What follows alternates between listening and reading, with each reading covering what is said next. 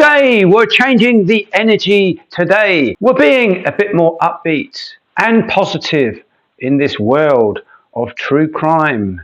Welcome to Aldon's Reviews and True Crime.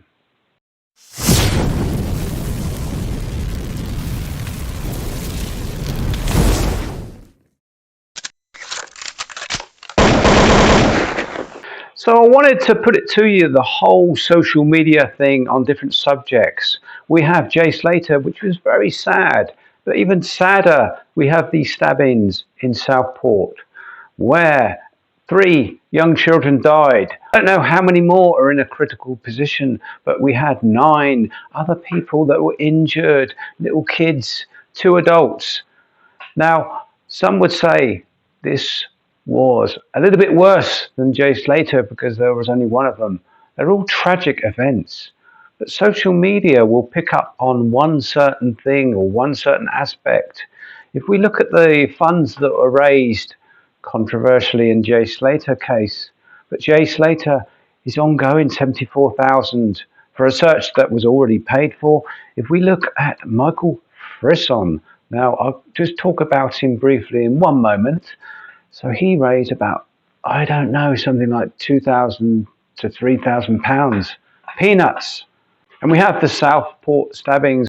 I don't know whether there is a GoFundMe for that, but that surely should be worthy. So let's talk about Michael Friscon. Michael Friscon was a missing person, so he came to light. Bearing in mind the Jay Slater case was still warm. And we had Michael Friscon, a Brit who went on holiday to Sardinia. Now, July the 13th, he suddenly wants to go for a walk. He goes for a walk, and then he goes missing. They find some of his clothes. This is the unusual thing. They find some of his clothes, but not him. He's disappeared. Now, the dogs don't pick up a scent. Are they cadaver dogs? Are they specialist dogs? Or are they just dogs in the same light as Jay Slater's case and didn't pick up any scent at all? I don't know, but it is suspicious. So that case hasn't really jumped on the bandwagon of the social media at Jay Slater, but equally, I say equally, Jay Slater was known to be, shall we say, an unsavory character as such, or easily led criminal. Michael Friscon wasn't. So like for like, I don't know why one has rocketed in social media, the other one hasn't. Don't know. What about the Southport stabbings? Awful, awful. If we initially look at the 3 alongside with social media interest, Jay Slater is still popping up in what's called the algorithm. And he's mixed the algorithm and he's still at the top. It's just strange.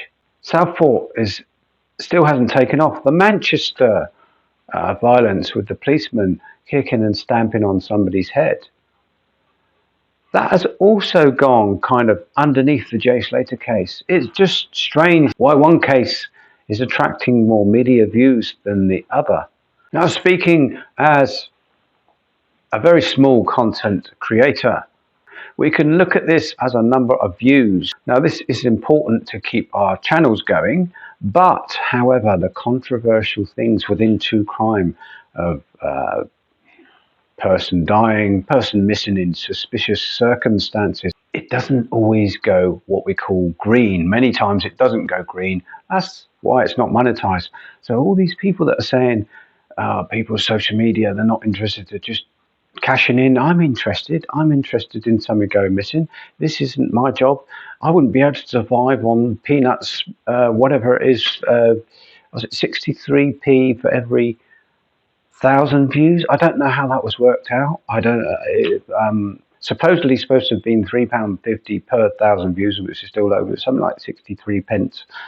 Most of my views aren't getting very many thousands, so might have made. Have I made a coffee? Have I made enough to buy me a coffee? I don't know. But all this hype, some people are getting thousands and thousands of views, quite rightly, and they're trying to make a living. They're putting the work in and they're editing. If it's anything like my editing, it takes ages to do, hours and hours. So you are actually working. So if anything, they deserve to be paid for the views that they're getting. But it's just strange how this secret algorithm from YouTube kind of works and picks up on different things in different cases. Just want to touch on the Southport stabbings incident. So I'm glad I listened to the mainstream media and yesterday made a video and stuck to my guns of what they were announcing about this person. Now, it was all very vague, and apparently they won't name him because he's just below 18. I think they should, because of this sort of case is high profile, like the Bolger case. They named those children involved. I think it's just important so we can find out all the information we can about this particular person, make sure it doesn't happen again, make sure that there isn't sort of a pattern. They say it wasn't racially motivated. How do they know? I mean, he had Rwandan parents and he was described from having a difficult childhood. What was going on in his mind?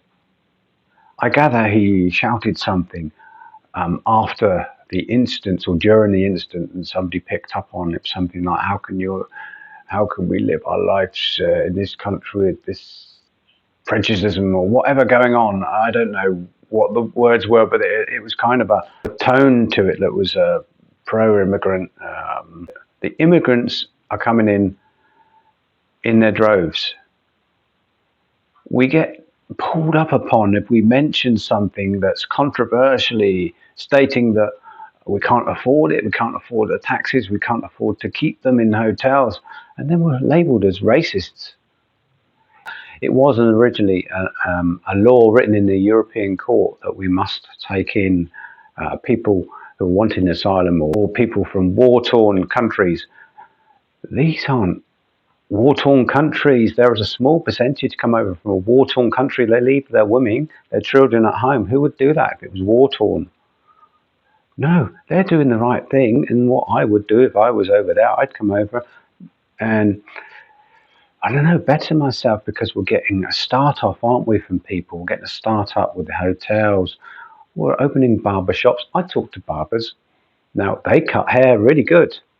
And there are young ones, 17-year-olds.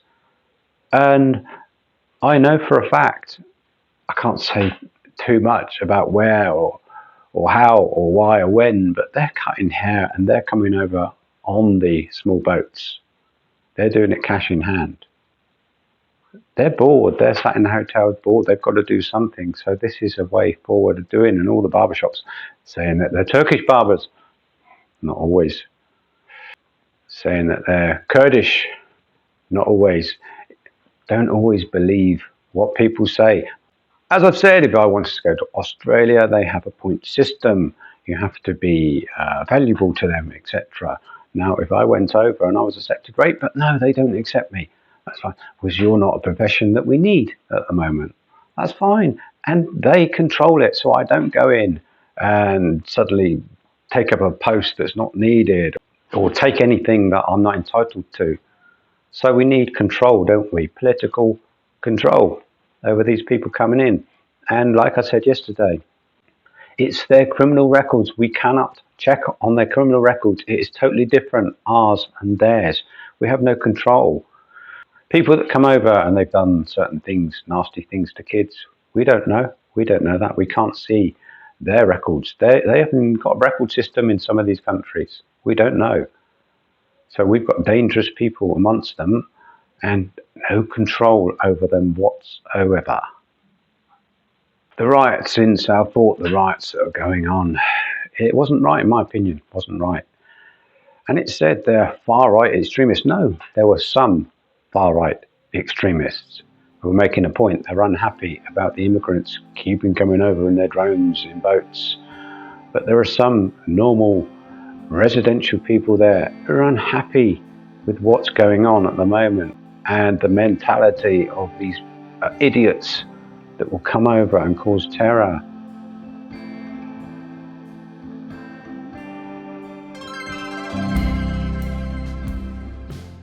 So we need to know more, because more riots are going to happen if we don't know more about the motive of this lad.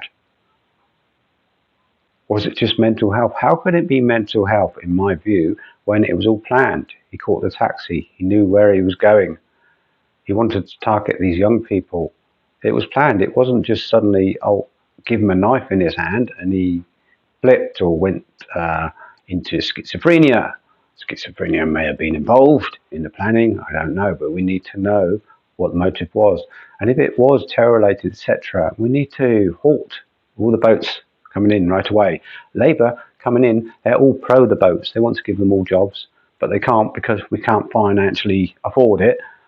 So they're stopping payments for our pensioners. They're trying to pinch them somewhere else because they said they won't raise taxes, but they'll raise it in other ways. And they are left wing. They view it as, oh, well, we've got all these people coming in. We haven't got enough room. We'll build bigger tables, bigger breakfast tables, bigger dinner tables. But they don't realise they haven't got the money to buy the food to go on the table. It would be nice, wouldn't it? Everybody was happy. Everybody had money, but certain countries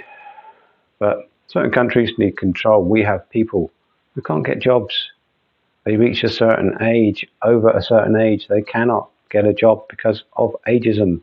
Now, it's not outwardly said because ageism is against employment law, but it is because they can see the first job on the person's CV and go,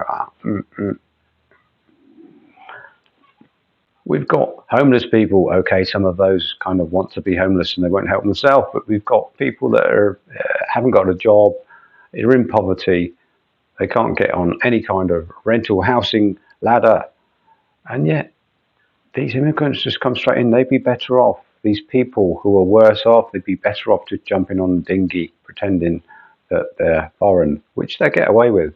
The immigrants are getting away with this all the time. So maybe I've digressed on a different type of subject, but the point is there. So we need to find out more about this person and any other person that commits that sort of crime. They are nearly 18. They are almost pretty much an adult. So are we going to keep this person in prison under taxpayers' money on a different type of wing in the prison? They're protected. That's what happens in this country. Just something to think about, and also think about all the missing people in the world at the moment. It's not good to watch, not good to see, and we need to work together. The Jay Slater case, that's kind of going to run, isn't it, because of the controversy surrounding the subject. I gather if they're called in, they're all going to be questioned, but will their phones eventually be all seized and checked, or is it too late? Thank you for watching, and remember, try and be happy, try and be upbeat, and try and look after yourself. Thank you very much.